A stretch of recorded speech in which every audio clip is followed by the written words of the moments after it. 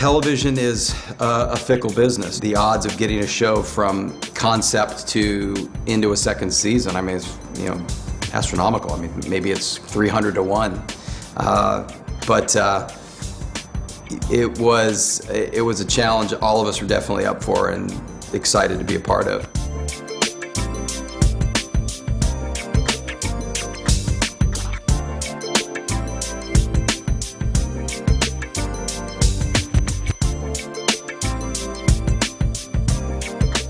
I sort of put a bulletin out through, I'm trying to remember who, somebody at Paramount, and said, you know, it'd be great to find somebody to spec out a song. Literally in the mail, got that song. And I was like, hey. It was a wonderful, fabulous last-minute opportunity to give them something that they really loved.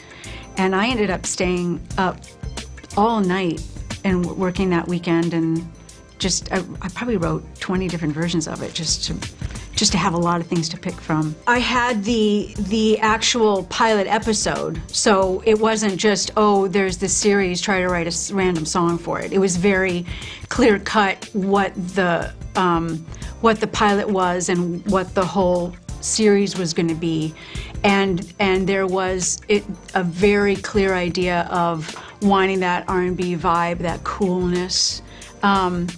And I wanted to use the title of the actual series, which a lot of writers don't do that when they're writing for a TV show. It had this beautiful, amazing core love story, which to me is the heart of the whole series. And not just between Michael Wiseman and his wife, but the daughter, the whole family unit, which is just an extra special love. It's like all the best parts of love together. You want them to get together, you want them to figure things out.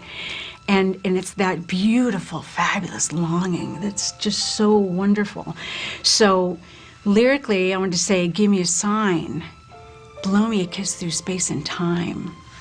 We never know how good it is until it's gone. And that kind of romance, I absolutely adored working on this. I loved it with all my heart. I loved it. I just thought, wow, what a gift, what a great piece of music. And gave that to the title company. And I remember coming together quite quickly, actually. And then we entered it. In fact, here's how stupid and cocky I was. I want to say we entered it in the Emmys for Best Title Sequence. Won the Emmy. And we won the Saturn Award that year, too, which was, I got a call, you won the Saturn. I said, I didn't know what the Saturn Award was. And they said, it's a science fiction award, blah, blah, blah. And I was living in New York at the time, I was here in LA. And I said, do I need to go? And they said, we can explain something to you. James Cameron goes, and Stephen King goes, and you should go. And I went, okay, I'll go. It was a great thrill, but I was truly I did not even know, because all of a sudden we were getting calls from magazines. René was familiar with all these magazines because he was working on Star Trek. Sci-fi magazine, this magazine, that magazine, and I was a little befuddled, like, why are they calling? And they said, well, it's a science fiction show. And I said, no, it's not. And they said, yeah, it is. But that wasn't the prism through which, you know, I was looking at it. We got good reviews and all that kind of stuff. It's just, you can't get people to watch television on a Friday night. You couldn't then, you can't now. You're wildly aware that there are no commercials for the show, that there's no promotion for the show. You call the network and say, is there a way we can, how do we excite you? Is there a guest star that you want that'll, you start doing that thing, and that's why I was so excited about being on the cover of TV Guide. And, you know, all these magazines were declaring us a hit, and I kept hoping that because they said it, it might be so. But I knew enough about the business of television to suspect it may not be the case. You're hearing this voice in your head going, I like what I'm doing for the most part. I think it's pretty good. I wonder if the people who are paying the bills feel the same way. And you start to hear from the studio that there's some discontent, blah, blah, blah, you know. Not that anyone's saying change the show or be something different, just that, is this a show that belongs on this particular network at this particular moment in that network's life, you know? And those are things you can't control. You try, but and in hindsight they seem so clear, but at the time you're sort of in the middle of it. And you feel like you have the livelihoods of 200 people. You're responsible for that. You know, you want them all to work, and you want them to believe that you can make all this stuff happen. So it's daunting. Having said that, it's a great job, and it so beats working at the Kmart. I don't mean to sound like I'm complaining. I'm not complaining at all. I think had the show gone another year, it would have gotten more efficient. First of all, we would have figured out the New York of it all. But also I would have gotten more efficient. It's a nutty way to work, you know, but I truly didn't, I mean, the only other way to work would have been for me to be presumptive and write or ask others to write things that I didn't completely believe in yet. It was pretty easy to like sort of collate these stories by the end of the season because it was like me and Glenn and René. We were the ones who were left. I need to ask you something, so I'm just going to be direct. Just now, in the bookstore, I saw you and Mrs. Wiseman engaged in conversation. Ultimately, what matters is not that you spoke, but what you spoke about. Again, I'm just going to be direct. Did she indicate that she knows who you are? Or rather, who you were? No. She has no idea, I swear. Is she aware that you are special? That you possess great strength, great speed? No, Doc, look, I promise, she doesn't know a thing. She thinks I'm a tax collector.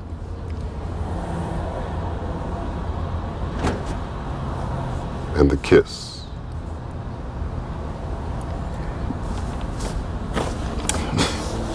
It's just a kiss, Doc.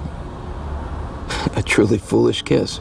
I felt creatively like I was really giving them everything I had to offer, but as a responsible business person, I probably was not at the top of the class.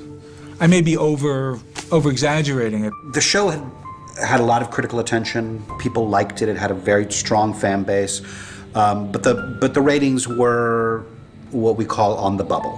You know, we didn't know if we were going to get a second season, and so we decided for the season finale we better, you know, pull out all the stops and really bring the story to a head. Do what we did in the pilot, or do what we Glenn did in the pilot, which was a to be continued, and end with a cliffhanger. No, that was me. Honestly, that was completely Machiavellian on my part, and completely ineffective, I might add.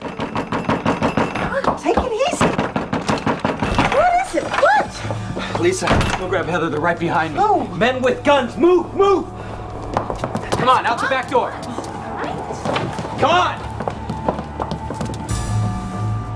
That was me trying to game the network and thinking, I'd heard that they were probably inclined to bring us back, and I thought I'm going to cement this because I'm going to give them an episode that you have to, you know, little did I know, they didn't care. You know?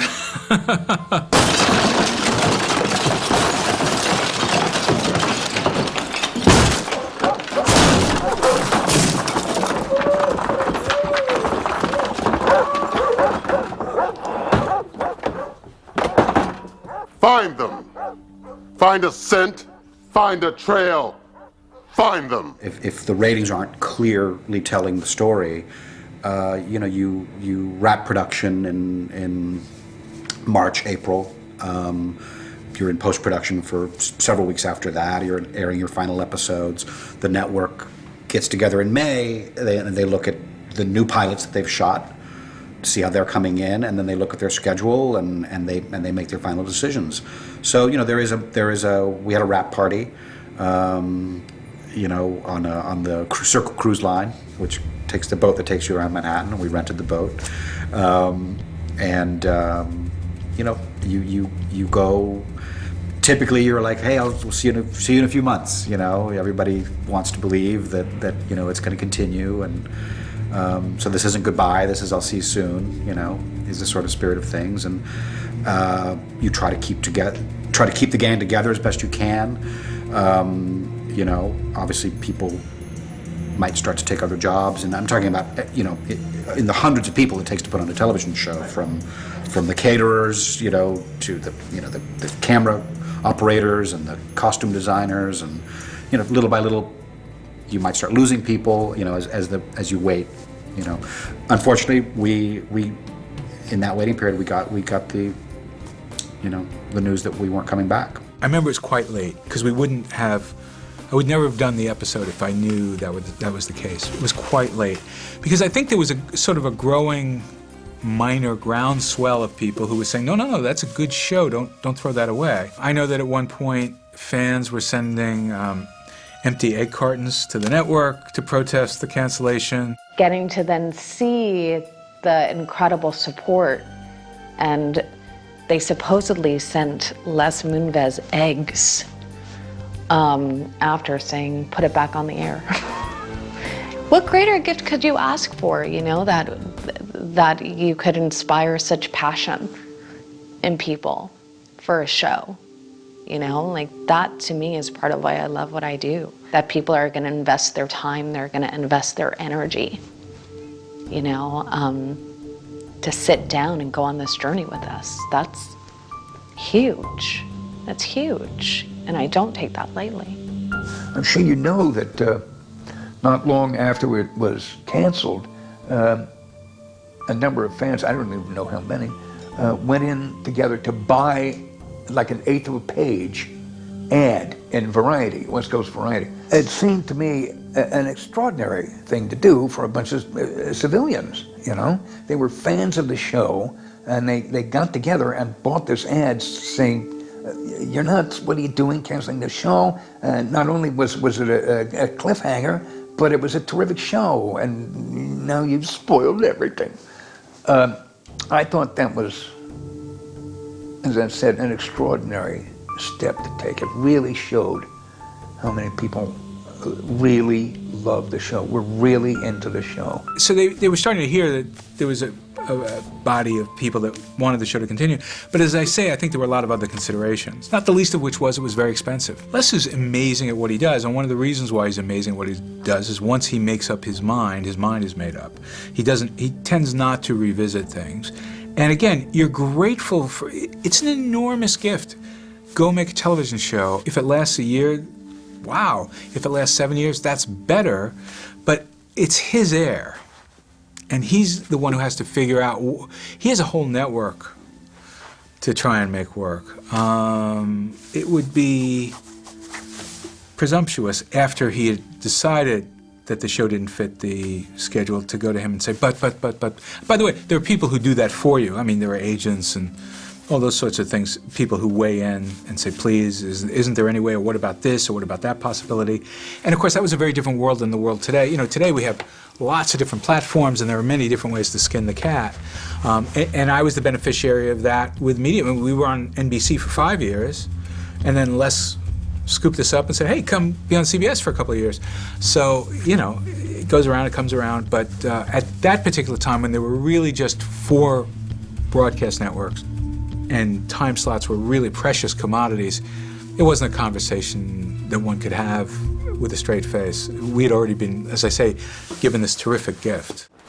I heard on TV that you're some kind of hero. Heard that you busted up some domestic terrorists.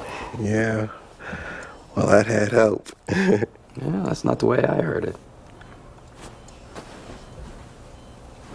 So they taking good care of you here? Pretty good. My mom is a nurse here.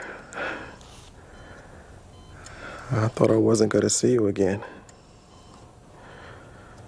Am I going to see you again? I mean, can we still be friends? Well, that's what I came to talk to you about. I mean, come on, Jimmy, you know the deal with secret identities.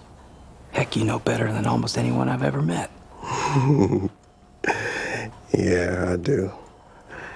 And don't worry, your secret identity is safe with me. I know. Hey, you remember you were talking about your girlfriend and how you don't see her anymore? That's the way it has to be. You're a Superman. Superman doesn't get Lois Lane. Oh, yeah? What does Superman get? He gets to be Superman. I was heartbroken and mildly relieved. it's an extraordinary juggling act, mixing all those genres together and figuring out. I mean, that was one of the things Les did say to me over and over. How are you going to keep this family show and this spy show and this science fiction? How are you going to? And I would say to him, don't worry, I can do it. I didn't have an answer. I just, don't worry, I can do it. It was exhausting. How do these things coexist? We all know how to make a spy show, we all know how to make a family show, and we all know how to make a science fiction show. But to put them in the same container and have them have some kind of veracity, some sense of realism and ache and all that stuff, that was the hard thing. So there was also, I won't lie to you, a little part of me that went, okay, they're taking me out of my misery, I don't have to do that, figure that out. I remember being creatively exhausted when it was over, just going, you know, what's wrong with you? Why do you have to pick such hard stuff? You know, kind of doing that thing to myself. I remember getting the call from Glenn, you know, and he was heartbroken. I mean, he really put his heart and his sweat into this show, you know, and you know, it was a real heartbreaker. I mean, I remember I was in London and I got called by my agents and says, congratulations. I says, on what? He says, we got picked up. You guys got picked up. And I said, wow, that's good. So we were going to celebrate. So 5 minutes later, I get a call from Glenn. He said, Ron, it's Glenn. And I said, congratulations. He said, well, what do you mean? And I said, well, I heard we got picked up. He says, no.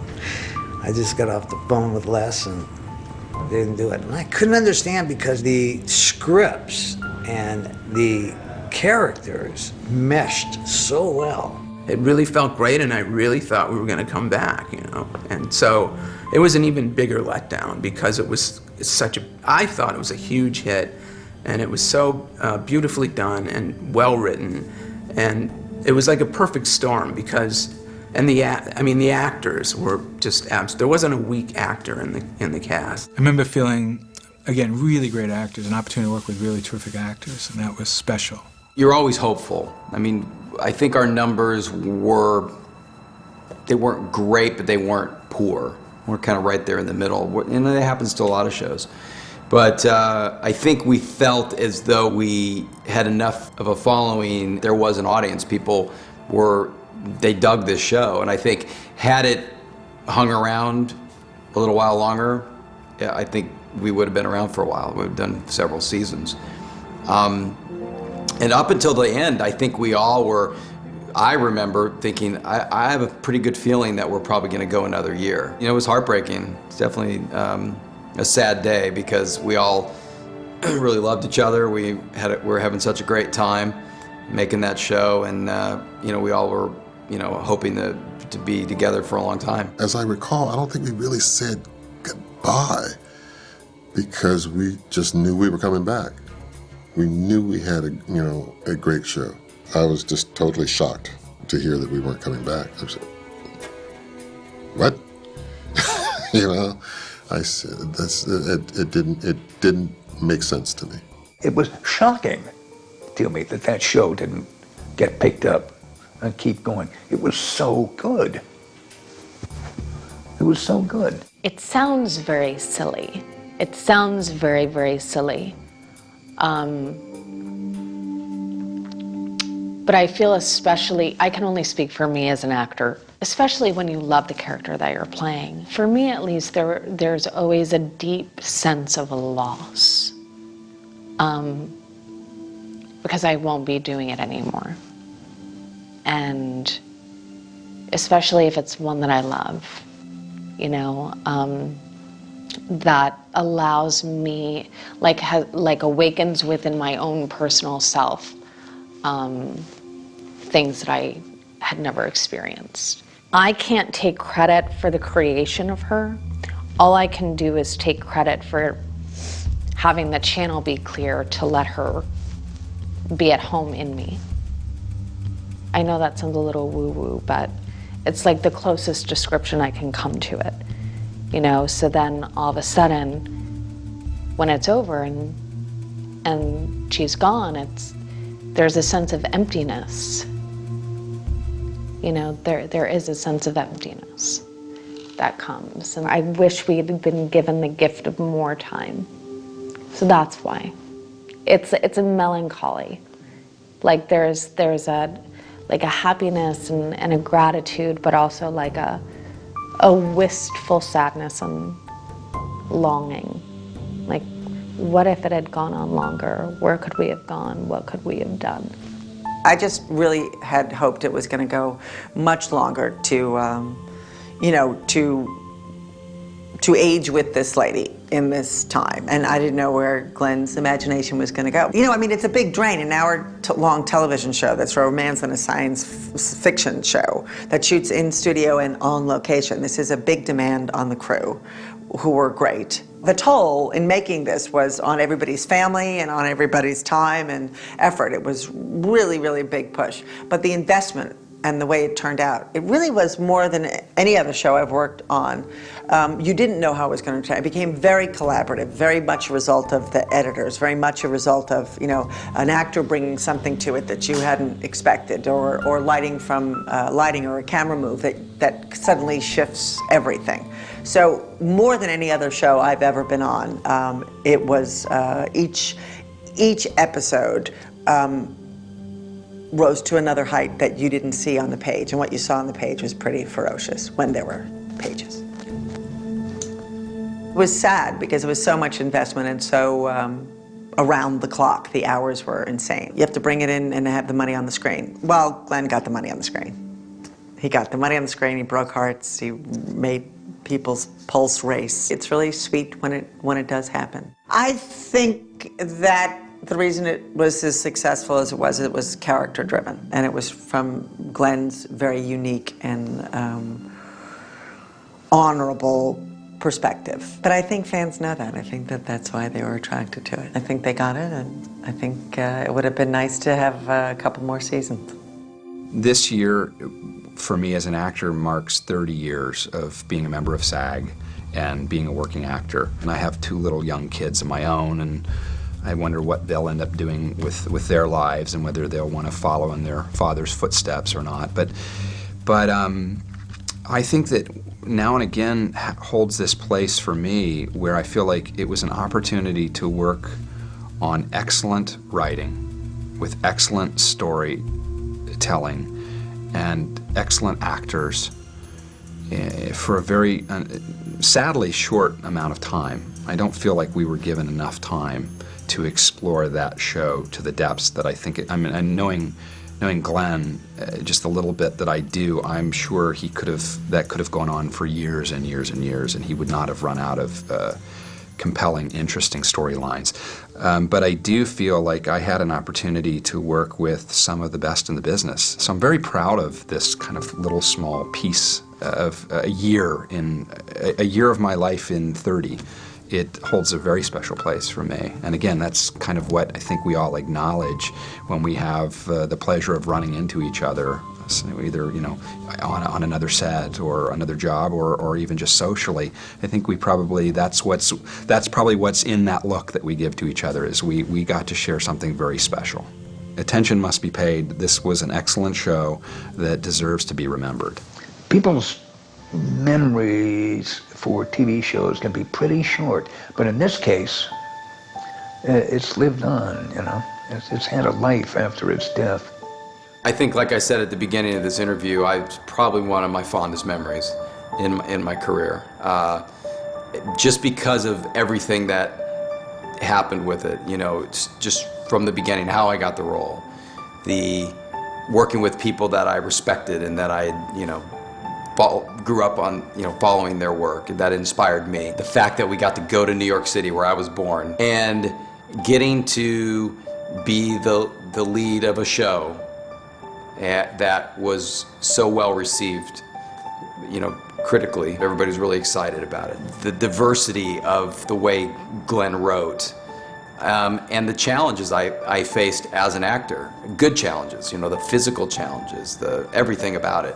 So it was just one of those dream jobs, and the fact that those friendships that I made there still stand today, are still, important in my life.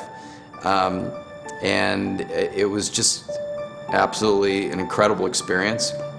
And you know, I guess in looking at I'm proud of my whole body of work, and it's funny, as an actor, you never feel like, you still feel like, what's next? You know, what's the, you know, what, I feel like I'm just getting warmed up. Government-built guys gotta do what a government-built guy's gotta do. We never just played the role. We never just acted it. We were it. We loved it. I think I can speak, hopefully I can speak for everyone that was involved. We really enjoyed the challenge and knew that we were doing something really, really special. And we were at the cutting edge of television at this point. And not many people get a chance to do that. You know, you look at 24, you look at The Unit, you look at Lost, you know, you look at all these, look at Heroes. You know, we were the predecessor to Heroes. We were the first heroes. If you can, you know, if you can grasp that, we really, really embraced what we were doing and really, really loved it. Now and Again was way ahead of its time. I think Now and Again now would totally work. It could be a you know, a zeitgeist type show, you know, a phenomenon, you know, type show, because, you know, it was serialized, because of the way it played with the superhero form, you know, that was, it prefigured, you know, a lot of shows that later would play with that. Looking back on it, and this is a very boring answer, I realize it was actually one of the makeup people said to me, this show is a Valentine to your wife, isn't it? And I realized that it was, in a way, in that, because it was very much about, and I think most of my stuff on some level ends up being about, but it was very much about marriage, that you could, I suppose it was about the contemplation of death, or the contemplation of no longer being there to hold your family together. Maybe being someplace else, maybe being in heaven if you're a spiritual person or whatever. And yet trying to, you know, hang on to your wife, your daughter. I think subconsciously on some level that was very much what the show is about. It's ultimately some story about human experience that happens to take place in a world that hasn't been realized yet. So it, you know, it's proffered as science fiction. I was conscious enough to know that it wasn't, you know, a down the middle romance. It wasn't something people were going to pick up and go, oh, this is good, this is like blah, blah, blah. But then Les had laid down the challenge, so I thought, well, gee, if he's inviting me back carte blanche, I owe him at the very least something that's slightly different. And of course, my reputation at that time was really built primarily on Moonlighting, and Moonlighting was a show that was known for, you know, breaking a lot of barriers and being very different and all that kind of thing. So I felt a certain obligation, you know, not to just pitch a fastball down the middle, but, you know, try something unusual. So when you do something and it connects with an audience, you know, that's just the best. Give me a sign.